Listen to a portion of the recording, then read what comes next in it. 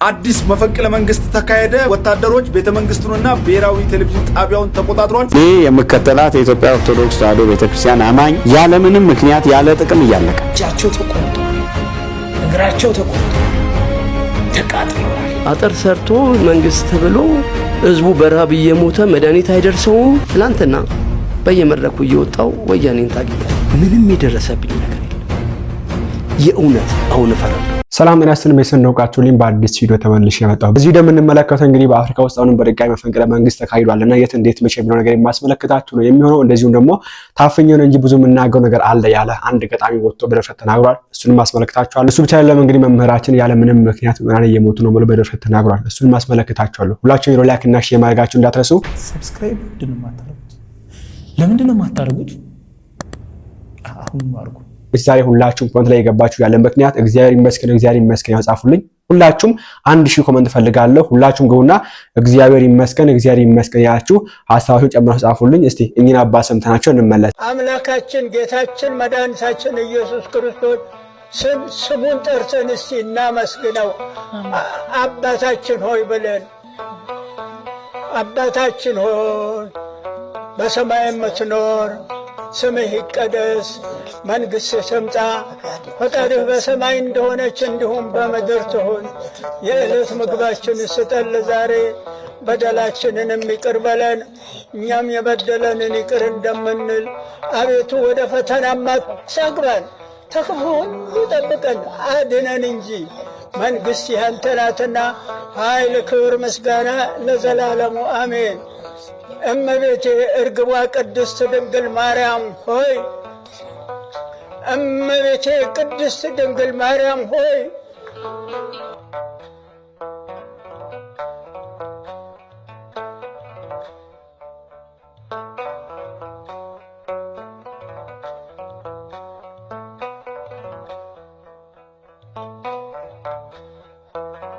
እመቤቴ ቅድስት ድንግል ማርያም ሆይ በመልአኩ በቅዱስ ገብርኤል ሰላምታ ሰላም እልሻለሁ።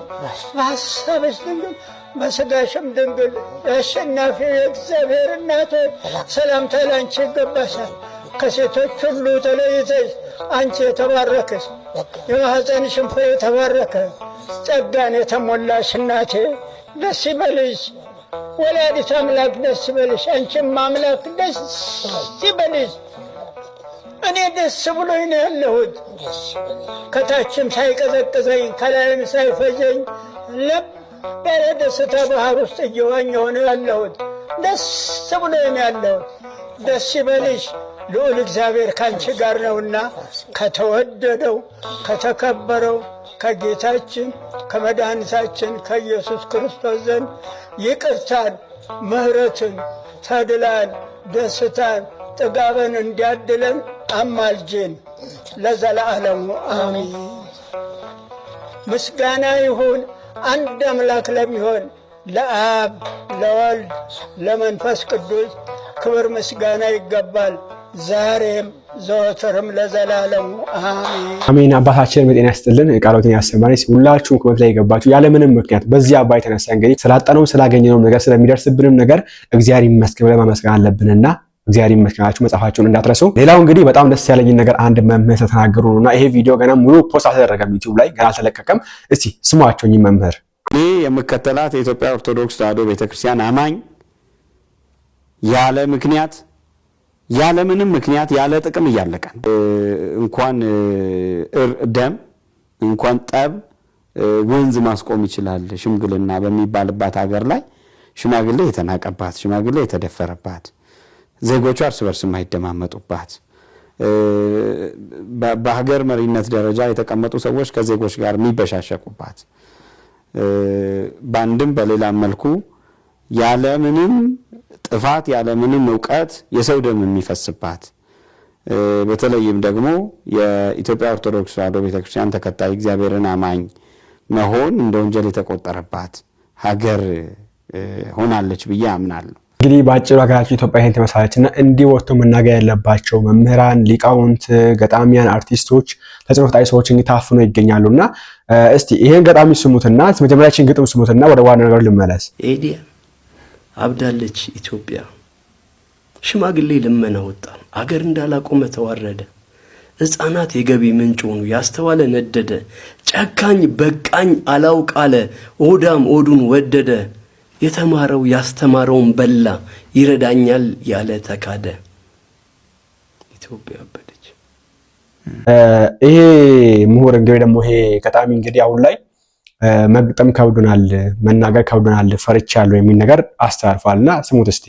ትላንትና በየመድረኩ እየወጣው ወያኔን ታግያለሁ። የእውነት ፊት ለፊት ታግያለሁ። ማንም ምንም አላለኝም።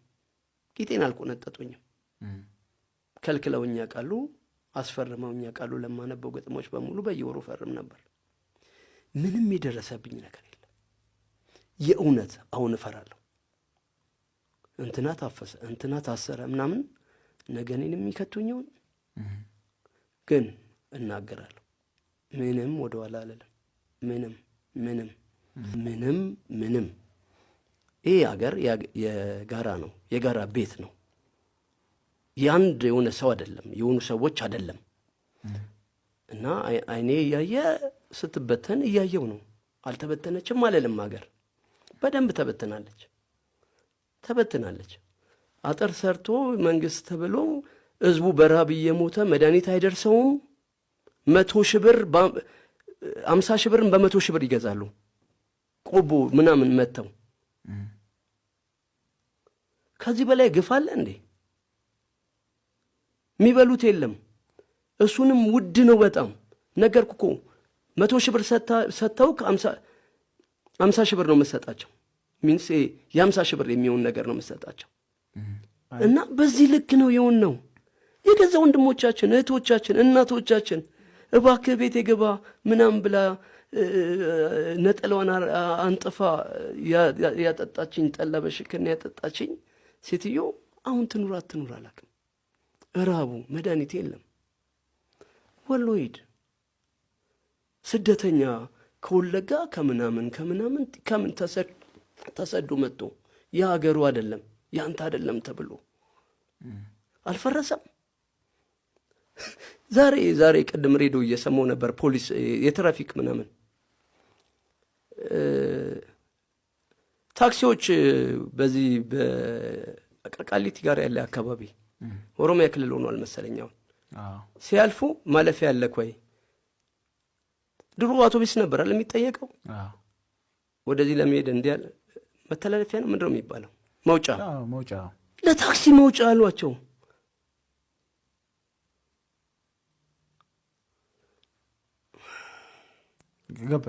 ይገባኛል። ወደፊት ፓስፖርት እንባላለን ብሎ ታመኝ ቀልዶ ነበር አንድ ወቅት። እሱ ቀን መጣ። መውጫ አለ ቆይ ታክሲ ይዤ አልሄድም ማለት ነው። ቃሊቲ ወደዛ ምናምን መውጫ ልባል ነው ማለት ነው። የኦሮሚያ ክልል ነው ሊባል ነው ማለት ነው። ማለት ታክሲ it's not fair። ማፍረስ ይሄ ነው። እንዲህ ስትሆን እያየን ኢትዮጵያ ስላሉ እያሉ እያፈረሱ በደንብ እያፈረሱ ዝም አልልም። እያፈረሳችሁ ነው። አገር ስታፈርሱ በዚህ ልክ ወያኔም አላደረገም። ትላንት የታገልነው ወያኔ አላደረገም። እንግዲህ አገራችን ኢትዮጵያ ላይ ሆነ ያለውን ነገር በደፈት እንዲወጡ ካልተናገሩ ይሄ ራስን መዋሸት ይላልና ነግ በኔ ነው ጉዳዩ ሁሉ ዛሬ በጎረቤት የሚደርሰው ዛሬ በሩቅ ክፍለ ሀገራት የሚደርሰው ነግ ወደ አንተ ቤት ነው የሚመጣ ሁላችንም ይደርሳልና ዋካችሁ ሀገሪቷን እያያችሁ ራሳችሁን አትዋሹ። ኦኬ አንድ ነፍስ ይዛችሁ ራሳችሁን እየዋሻችሁ ዝም ብላችሁ ተቀምጣችሁ ካላችሁ አገራችን የምትገኝበት የሚታወቅ ነው። ቅድም መምህር ተናገሩት። እንግዲህ ሌላውን ተወና ኦርቶዶክሲያን ብቻ ብንመለከት ያለ ምንም ምክንያት በየቦታ ይጨፈጨፉ ይገኛሉ። በተለይ በአርሲ በኦሮሚያ ክልል በየቀኑ ነው የሚጨፈጨፉት። አሁንም መዘጋና ቁመን እንጂ በየቀኑ ይጨፈጨፉ ነው የሚገኙት። እንደዚሁ ደግሞ ጦርነት አለ ሀገራችን ውስጥ ችግር አለ። ይሄ ሁሉ ባለበት ሁኔታ እኔ ደስተኛ ነኝ፣ እኔ እንደዚህ ነኝ፣ ልማቱ ደስ ብሎኛል፣ እንትኑ ደስ ብሎኛል እያልክ ሳይሆን ይሁን ደስ የሚል ነገርም አለ። እንደዚሁ ደግሞ የሚስተካከል ካለ ይስተካከል ተብሎ መንግስት ያልተመለከተው ችግር ለመንግስት መናገር ነው እንዲሰማ። ኦኬ ሆን ብሎ አወዝም ካለ እሱ ሌላ ጉዳይ ነው። ግን ሳይመለከተው ሊሆን ይችላል ተብሎ የሚናገር ምሁራን እንግዲህ አገሪቷ አክቲቪስት አላት፣ ምሁራን አሏት፣ ምንድነው አርቲስቶች አሏት፣ ታዋቂ ግለሰቦች ብዙ ሰዎች አሉ። መናገር የሚችሉ ሲናገሩ የሚደመጡ ግን አሁን ላይ ቅድም ገጣሚው እንዳለው እንግዲህ መናገር የፍርዝም ብሎ የሚገኙና ፕሊስ በቻለ አቅም እንግዲህ ወጣችሁ ድምጻችሁን አሰሙ ማለት ፈልጋለሁ። ሀገራችን ኢትዮጵያ ይለች የምትገኝበት የገባች የምትገኝበት አዚቅ የማጣበት ነው። ነገ ልጆቿን የሚተርፍ ነገር ነው። ዛሬ አንተ ተደራቀ ይኖርክ ነው። ነገ ግን ልጆች በራው ሲያልፉ ይችላሉ። በተለያየ ችግር በባርነት ይገዛሉ። ነገ ልጆች ዛሬ ዝም ብለህ ከተቀመጥክና ፕሊስ በቻለ አቅም እቺን አባቶቻችን ተጋድለው ደም አፍስሰው አጥንታቸውን ከስክሰው ያመጣትን ሀገር ዛሬኛ ነገ ልጆቻችን ደግሞ እናወርሳት ሀገር ምን አይነት እንደሆነች እግዚአብሔር ይወቅ። እንግዲህ ዝም ያላችሁ ሰዎችና እኛ ሲስቲናን በዚህ ጉዳይ ሀሳባችሁን ኮሜንት ላይ ያስቀምጡልኝ። አዲስ መፈንቅለ መንግስት ተካሄደ። ወታደሮች ቤተመንግስቱንና ብሔራዊ ቴሌቪዥን ጣቢያውን ተቆጣጥሯል። ዛሬ በአፍሪካዊቷ ቤኒን ወታደራዊ ክንፉ መፈንቅለ መንግስት በማድረግ ፕሬዝዳንቱን እንግዲህ እንዳባረረ ቀጥታ በብሔራዊ ቴሌቪዥን ጣቢያ እንግዲህ እንደምትመለከቱት ይፋዊ መግለጫ አውጥቷል። እንዲሁ ወታደራዊ ክንፉ አሁን ስልጣኑን እንደያዘ ነው እንግዲህ በይፋዊ በቴሌቪዥን ጣቢያ ዛሬ እንግዲህ ይፋ ያደረገው። ይህ ወታደራዊ ክንፍ መፈንቅለ መንግስት የማያጣት አፍሪካ አሁን በቤኒን መፈንቅለ መንግስት በመደረግ ፕሬዝዳንቱ ተባሯል። እንደምትሰሙት ነው እንግዲህ ፕሊስ እንደዚያ ነገር እንዳይፈጠር በቻልነው ሀገራችንን እንጠብቃት። በቻልነው ሀገራችን ያለውን ችግር በሰላማዊ መንገድ ለመፍታት እንደዚህ ነገር ከተፈጠሩ ያ እንግዲህ አፍሪካ ውስጥ ነው ሁሉ በተደጋጋሚ አፍሪካ ውስጥ በየወሩ መፈንቅለ መንግስት አለና ነግበኔ የሚባል ነገር ነው። መጋችን ላይ ነግበኔ የሚያስብል ነገር ነው። ያስፈራል ነገር ይየውና እየታወቀ ዝም ከተባለ ምሁራን ዝም ካላችሁ ነገ እንደዚህ አይነት ሲመጣ ወታችሁ መናገርም ወለሉም አይኖራችሁ እና ፕሊስ በቻለ አቅም ያለውን ችግር ለህዝቡም ሆነ ለመንግስት አካላትም ሆነ ለሚመለከቱ አካል ለማንም ይሁን እናንተ ለታሪክ እንዲቀመጥላችሁ ተናግሬ ነበር ለማለት ፕሊስ ወጣችሁ ብትናገሩ መልካም አልፈልጋለሁ። 6 ሚሊዮን አይሁዳውያንን ለጨፈጨፈው ናዚ ሂትለር ጀርመን 160 ቢሊዮን ዶላር ካሳ ከፍላለች። ከ1952 እስከ 21ኛው ክፍለ ዘመን 10 ሚሊዮን ኮንጓውያንን ለጨፈጨፈው ንጉስ ሌፖልድ ቤልጅየም በፓርላማዋ 500 ቢሊዮን ዩሮ ከፍለዋለች። በትክክል ነው የሰማችሁ። አዎ ለጨፈጨፈበት ተከፍሎታል። Africa's forgotten Holocaust. No formal apology or preparation have yet been made. Yes. ምክንያቱም የአፍሪካውያኖች ማንነት ሰውነት በእነሱ ፊት ዋጋ የለውም። አየህ ሌፖልድ ቤልጅየምን ታላቅ ያደረገ መንገዷን የገነባ ፎቆቿን ያቆመ ተራሮቿን ያነጻ ያጸና ንጉስ ነው የሚከበር። በዛው በቤልጅየም ፓርላማ በሰው ልጆች ላይ በሰውነት ላይ ላደረሰው በደልና ጭካኔ ሊጠየቅ ሲገባው ተሸልሟል። ዛሬ ድረስ በቤልጅየማውያን ልብ ላይ ንጉስ ሌፖልድ መተኪያ የሌለው ታላቅ ንጉሳቸው ነው። 10 ሚሊዮን ይሄ እነሱ ቁጥር ነው። እስከ 15 ሚሊዮን የሚሆኑ ንጹሃንን ሌፖልድ ጨርሷል። 10 ሚሊዮን ኮንጓውያንን ገሏል። በጦርነት በማስራብ በበሽታ እንገደላቸው ሁሉ ይካተታል።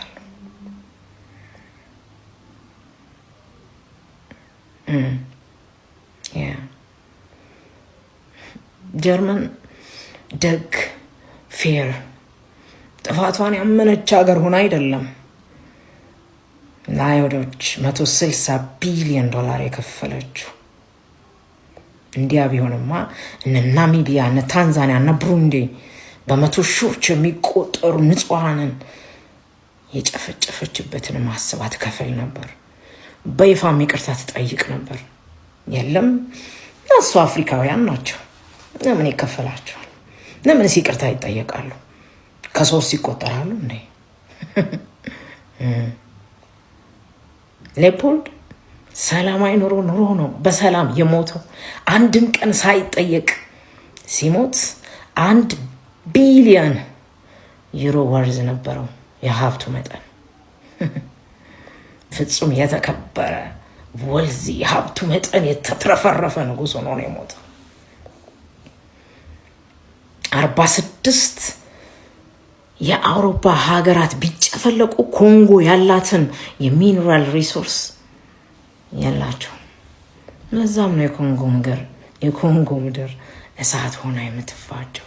ዛሬም ድረስ ኮንጓውያን የሚጋደሉት ጽድቁ ቀርቶ በቅጡ በኮነነኝ እንዲሉ ካሳቸውና ይቅርታቸው ቀርቶ ዛሬም ድረስ አንዱን ቡድን በመደገፍ አንዱን ቡድን በማሰቃየት እርስ በርስ ማባላታቸውን አቁመው ሰላም በሰጡ። አይገርማችሁ? በዓለም በአውሮፓውያን ኮሎኒያል ዘመን 500 ሚሊዮን የሚደርሱ አፍሪካውያኖች ተገለዋል። ሰው ሰራሽ በሽታ ተልኮባቸዋል። በረሃብ ተገለዋል። በጦርነት ተገለዋል። ሪሶርስ እንዲያወጡ፣ ሚነራል እንዲያወጡ፣ ጋዝ እንዲያወጡ፣ ወርቅ እንዲያወጡ በአስቸጋሪ ሁኔታ የሰው ልጅ ሊያደርገው በማይገባው ሁኔታ ውስጥ አሳልፈዋቸዋል። እጃቸው ተቆርጧል።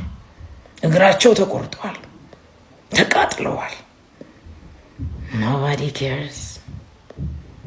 ማንም ስለ አፍሪካውያን አይገደውም።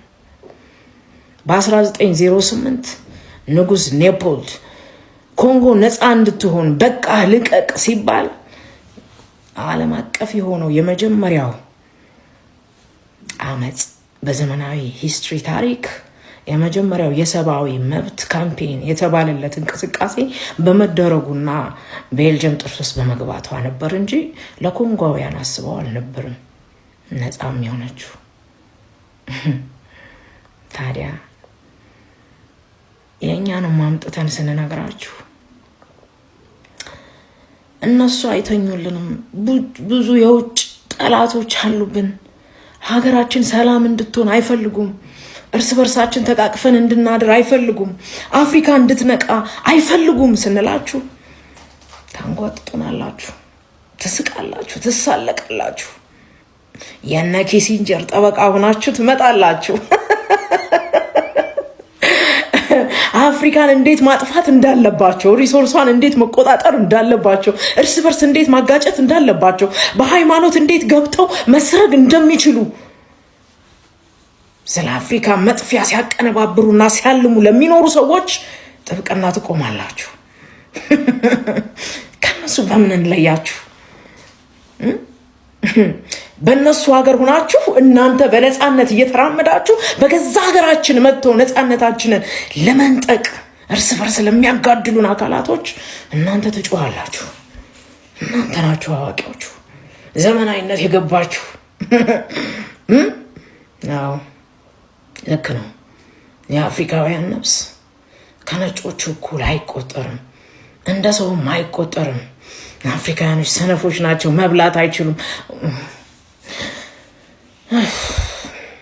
ድካም ነው። ይኸው ዓለም ቁጭ ብሎ እንደ ጥሩ ተከታታይ ሆረር ድራማ እርስ በርሱ እየተቃቀፈና እየተደጋገፈ እኛ ስንተራረድ ስንሞት ገዳዮቻችንን ስፖንሰር እያደረገ ለጥ ብሎ ያየናል። በመንግስታቶችን ይመጣል፣ የፈለገውን ያነግሳል፣ የሚጠቅመውን መሪ ያስቀምጣል። እኛም እርስ በርሳችን እንባላለን። እነሱ ኮብኮርናቸውን እየበሉ ይሳለቁብናል። ለይቅርታ እንኳን አልመጥንም። ጮታችን ለነሱ እንዲሰማ ደግሞ እንደክማለን እኮ አናፍርም። ታድለን።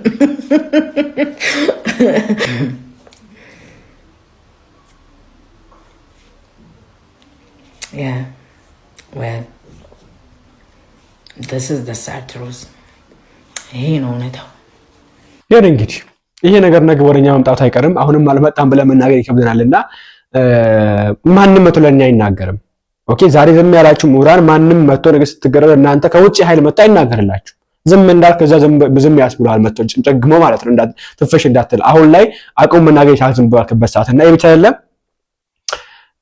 ናይጄሪያ ማስታወስ እንችላለን። ናይጄሪያ ይመስለኛል ባለፈው አንድ የዋሃቢያ ሙስሊም ተከታይ የሆነ እንግዲህ አላሁ አክበር እያለ ሰዎችን እንደዚህ ከሺ በላይ ሰዎችን የገደለው በአንድ ቀን። ኦኬ አይ ተሳስቻለሁ እያለ ሰዎች ሲገል የነበረው አይ ቆጥ ተሳስቻለሁ ብሎ ኦኬ 2000 ነው የገደልከው ሲባል አይ አይመስለኝም 2000 ብቻ አይመስለኝም እስቲ ልጨምር ይሆናል ብሎ እንደ ቀልድ አድርገው ኦኬ ነፍሳቸውን ነጭ ባላላችሁ ምን ተብለው አፍሪካውያን ናችሁ ብሎ ከውጪ መጥቶ ገሎ ነበር። ምን ተደረገ? ታሰረ ተባለ። ይሄው ምንም የለም። ምንም እዛ ነገር ቢደረግ አንድ ሰው እንደዚህ ገለብ ቢሆን ኖሮ ግን ስቅላት ነበር የሚፈረድበት። ተሰቅሏል፣ ይሄ ሰው ሞት ተፈርዶበታል፣ በህግ ላይ ይቆማል የለም። ስለዚህ ማንም መጥተው ነገ ለኛ ያቆሙ። ሁሉም ሀገር ማፍረስ ይፈልግ ሀገር ውስጥ የሚገኙ ጥቅሞችን ማግኘት ይፈልግ ነው። ከዚህም ከዛም ያለ ዛሬ የሆነ ሰው ሼር ሲያደርግልህ የሆነ ሰው መጥቶ ሲገጭልህ ምን ፈልጎ ነው ከኋላ ያለው? ማንም የነጻ ምግብ አይሰጥም። ባይዘው የነጻ ምግብ የለም። ምን ማወቅ አለብን። ዘላፍ ፖፖር የሚለው መጽሐፍ አንብቡ።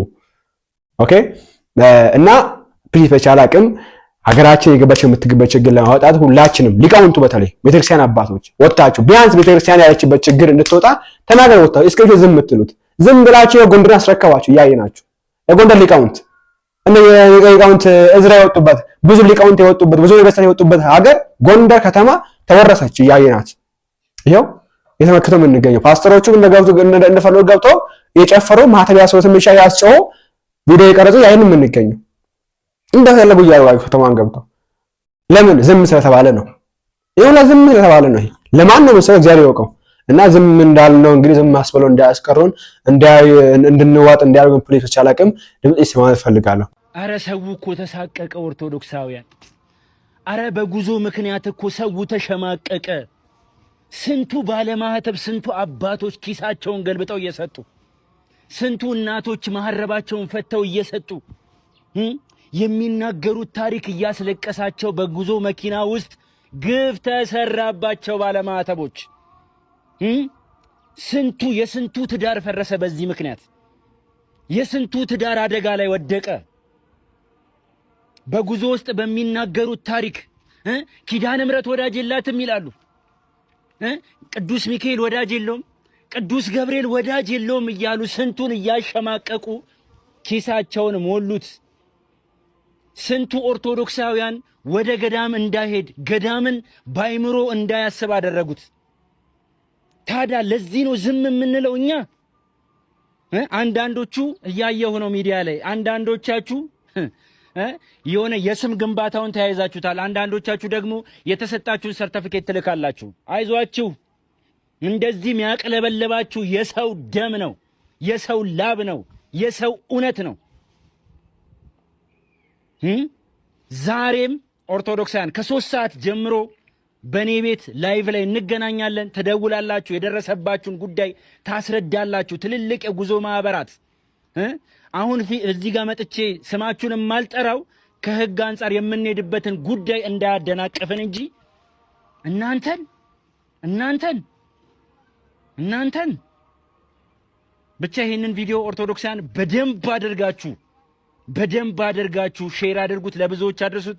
ማታ 3 ሰዓት ላይ በእኔ ቤት እንገናኛለን። ሁሉንም እውነት እንገልጣለን፣ ሁሉንም ሐሰት እናጋልጣለን። አይዟችሁ፣ አትንቀሽቀሹ። ገና ነው። ሪከርድ አድርጉልኝ። በነገራችን ቆይ አንዴ ሪከርድ አድርጉልኝ። እነሳባ ነገ ቲክቶክ ላይ ይሄንን ፖስቱልኝ። በእመቤቴ ስም ሪከርድ አድርጉ። ይኸው ስሙ ኦርቶዶክሳውያን ንቁ ብላችሁ ፖስቱልኝ። ቀጥል ወንድሜ። አሩኬ እንደምን አመሻል? ሰላም ነው፣ እንዴት ነህ? ወይ እንደምን አመሻል? እግዚአብሔር ይመስገን ወንድሞቼ። እና በጣም አጋጣሚ ብዙ ጊዜ የተወሰነ ሪከርድም ያረኩት 1-2 ማህበራት አሉ። ያ በጣም የሚያሳዝን ነገር አንድ እህትን ትዳር ከማፍረስ ትዳር የፈረሰ ትዳር በመብራን ኃይል ነው ያዳንኩት። በመብራን ኃይል ማለት ነው።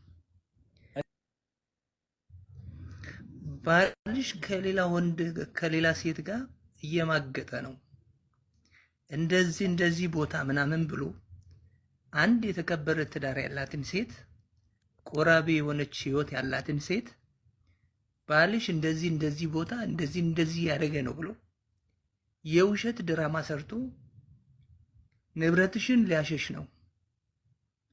እሱ ከቤት ሊወጣ ተዘጋጅቷል።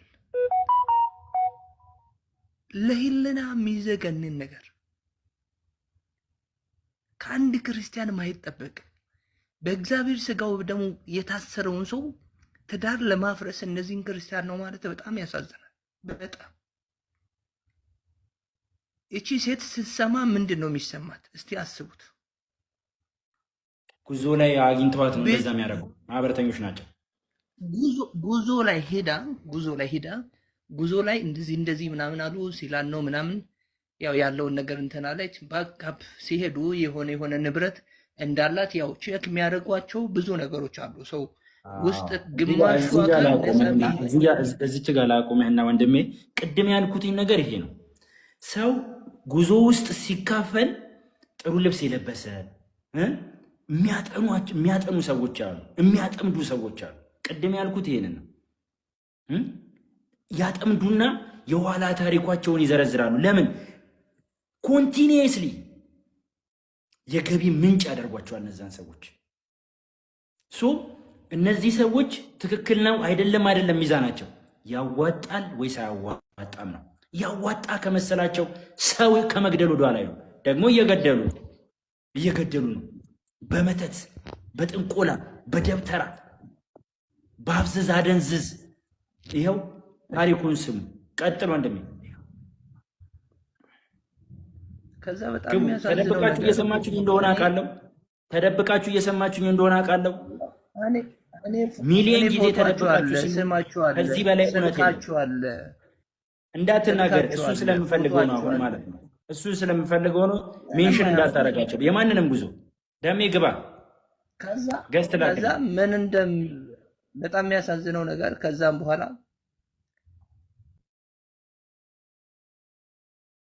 በሁለተኛው ጉዞ ያ ብር ምናምን እንደዚህ ቤተክርስቲያን ማሰሪያ ምናምን ተባለ ተሰጠን። ውስጥ ቢያንስ 10 ወይ 11 ሰው ከመኪና ውስጥ የራሳቸው ሰው አይጠፋም። ባሩክ ምንድነው ገንዘብ አለው ወይ ንብረት አለው ወይ ምናምን ቼክ የሚያደርግ ሰው አለ። እኔ ደረስኩበት። እኔ በህይወቴ ጉዞ የሚባል ነገር አልወድም። መብራን በምታውቀው በትንሽም ቢሆን የሆነ ገዳማ ታውቃለሁና ከዛ ያቺ እህት ጸበል መተሽ ውሰጂ እጣን ምናምን እንደዚህ የተደረገ መታችሁ ውሰዱ ተብሎ ሄደች ተቀብላ መጣች። ቢሮንም እናውቀዋለን። እሺ ቢሮአችሁ ያው የተለያየ ቦታ ነው ያለው። ከዛ እሺ ተባለ። በጣም ያሳዘነኝ መላኩ እንዴት ዝም እንዳላላቅም ዘብር ጉዞ ተደርጎ ከዘብር ጉዞ በኋላ ዘብር በትንሽም ቢሆን ያለውን ብዙዎቹን ነገር አውቃለሁ። አባት የሚባለውንም ምናምን ነገሮች እግዚአብሔር በሚያውቃሉና እንደዚህ አይነት አባት እንደዚህ ምናምን ተባለ። እኔ አጋጣሚ ሌላ ቦታ ወጥቼ ነበርና ከሌላ ቦታ ገዳም መጥቼ ያችን ይህ ሰላም ላይ ሊሄዳል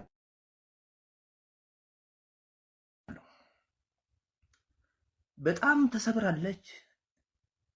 በጣም ጸሎተኛ ነች። በጣም ጸልይ ነች። በቃ ተሰብራለች። እንባ በእንባ ነው። ዘላን ነው ፊት ጸሎት ቤት አላት። ማልቀስ ምንድነው የተፈጠረው? በቃ እንደዚህ አለች። የቆምኩበት ቦታ ጠፋብኝ። ያለኝ ቻንስ ሁሉንም ነገር ውጪ ዝም በይ ተረጋጊ፣ ያለውን ነገር ሁሉንም እስቲ እናየዋለን። ያን ነገር አረጋጋውኝና ሂጂ አልኳት። እነሱ ጋር ሂጂ ግን ስትሄጂ ስልክሽን ሪከርድ አድርጊ አልኳት። ሜሉቱን ነገር በደንብ አድርገሽ ስሚ። ከዛ ኢትዮዋ እንዳለች ኢትዮዋንም እንድትሄድ አደረኩኝ። በጣም የሚሰሩት ድራማ የሚገርም ያን ሰው ብቻ እንጂ የሚያስገቡት ሌላ ሰው ከሷ ጋር አብሮ ሄዶ ወይ ሌላ ሰው ከአንተ ጋር ቢሄድ አያስገቡ። መብራን በምታውቁ ወደ ቢሮ አያስገቡ። አስገብቶ እሷን ደካማ ጎኗ መጀመሪያ ነክተዋሉ። እኔ ማወቅ የሚፈልግበት ፈርዘር ሊሄድ የፈለግኩበት ስቴፕ ነበረኝ። ሂጂ አልኳት። ሄደች። 120 ሺህ ብር ነው የተጠየቀችው። 120 ሺህ ብር እንደዚህ በቃ ንብረትሽ እንደዚህ ልበተን ነው፣ እንደዚህ ልትሆኝ ነው ህይወትሽ፣ ይሄን እንታደግ ብሎ 120 ሺህ ብር ጠየቋት። ይህ ብር ሲጠየቅ እሷ ኢሚዲየትሊ ለኢትዮዋ መታ ስትናገር ግማሽ ብር ነው የተናገረችው። ምክንያቱም ጠንካራ ናት ኢትዮዋ። እንደዚህ ነው ብትል ማንም አባት እንደዚህ አያደርግም ስለምትል ከዛ እጅ አጋጣሚ ሆኖ እጇ ላይ ገንዘብ አልነበረም። የጆሮዋን የአንገቷን ወርቅ ሽጣ ልትከፍል በመብር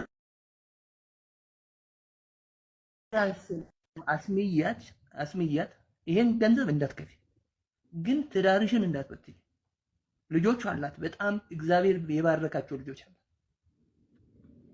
ከዛን ያን ነገር በመብራን ኃይል በቃ ሁሉ ጊዜ ጸሎት እየለመንን መቀመጫ ሳጣሁት አልኩ።